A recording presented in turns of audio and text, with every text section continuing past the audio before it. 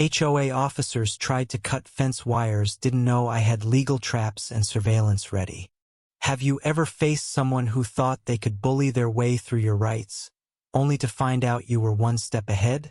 In the quiet suburb of Willow Creek, Texas, I learned just how far some people will go to enforce their version of community standards, and how sweet it is to turn the tables when they cross the line.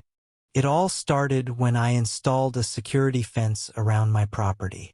Living on the edge of a wooded area, I dealt with enough deer, foxes, and even the occasional coyote wandering into my yard to know I needed protection.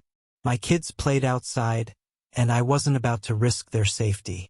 Thanks to a 2021 Texas law, homeowners have the right to install perimeter fences for security, and I made sure mine complied with state regulations and HOA guidelines. I submitted my plans to the Willow Creek HOA specifying a 6-foot cedar fence with narrow slats, and after a tense 2-week wait, the Architectural Review Committee approved it.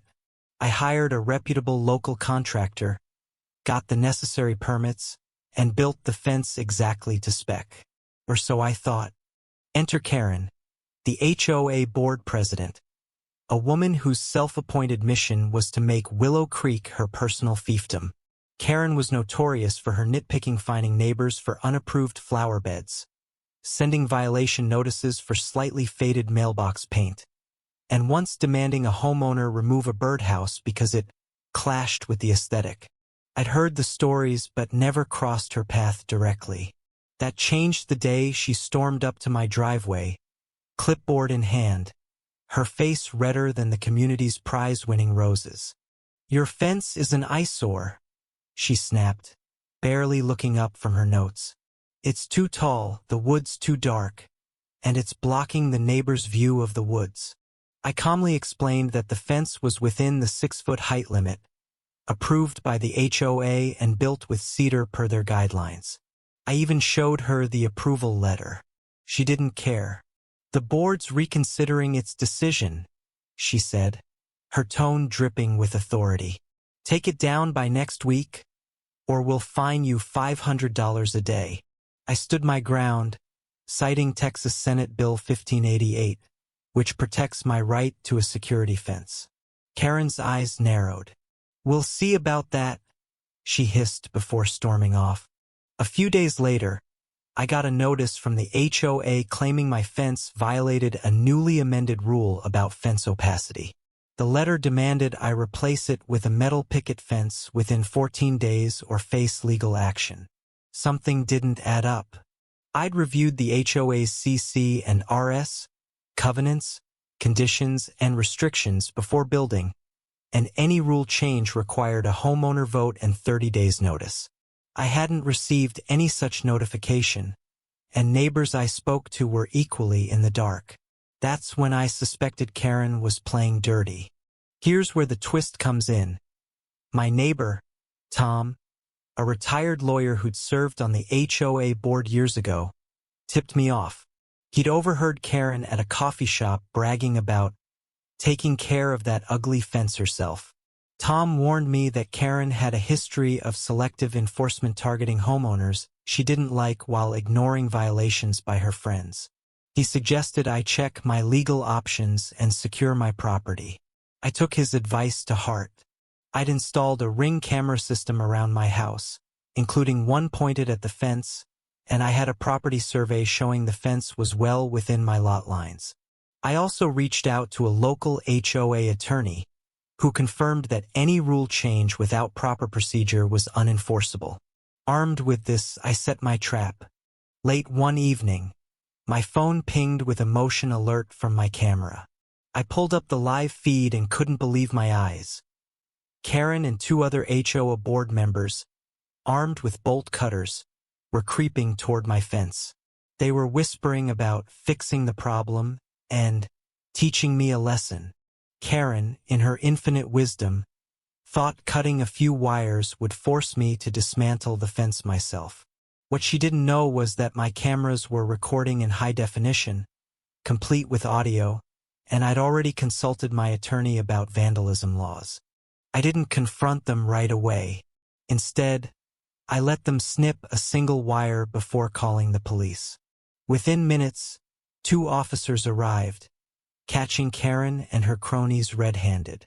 The look on her face when she saw the flashing lights was priceless: shock, then panic, then a feeble attempt to claim they were inspecting the fence for safety violations. The officers weren't buying it. I showed them the footage, including Karen's recorded admission that she was targeting me because I'd challenged her authority. Vandalism is a Class B misdemeanor in Texas, and destroying private property carries fines up to $2,000 or jail time. The officers took their statements and warned them to stay off my property. The next day, I filed a formal complaint with the HOA and sent a demand letter, drafted by my attorney, citing their breach of fiduciary duty and violation of Texas HOA laws. I also shared the footage with the HOA's management company and posted a redacted version on the community's private Facebook group. The response was immediate and explosive. Neighbors who'd been terrorized by Karen's overreach rallied behind me, sharing their own stories of her bullying. One homeowner revealed that Karen had ignored her own unapproved patio extension while fining others for similar infractions. Another mentioned a time Karen tried to ban security cameras, only to back down when residents pointed out state laws protecting their use. At the next HOA meeting, the confrontation reached its peak. Karen tried to spin the narrative, claiming I'd entrapped her and that my fence was a threat to community harmony. But I came prepared. I presented the property survey, the original approval letter, and the camera footage, which I'd blown up into stills for dramatic effect. I also quoted the Texas law and the HOA's own bylaws, which required transparency in rule changes. The room erupted in murmurs as neighbors realized Karen had been acting without authority. Tom, the retired lawyer, stood up and delivered the knockout blow. He moved to hold a vote to remove Karen from the board, citing her breach of fiduciary duty and selective enforcement. The motion passed overwhelmingly. Karen's reign crumbled that night. She resigned before the vote could be finalized, humiliated and facing potential legal consequences. The HOA board issued a public apology, rescinded the invalid fence rule, and agreed to pay for the repair of my fence. I replaced the cut wire, and my kids can now play safely in the yard. The new board, led by Tom, implemented stricter oversight to prevent future abuses, including mandatory training on state laws and homeowner rights. This wasn't just about a fence, it was about standing up to someone who thought power gave her the right to trample on others. Karen learned the hard way that rules apply to everyone, not just those she chose to target. I walked away with my fence intact, my kids safe, and a community that's a little freer from petty tyranny. If you've ever dealt with an overzealous HOA, what's your story? Was Karen in the wrong? Or did I escalate too far? Share your thoughts. I'd love to hear where you stand.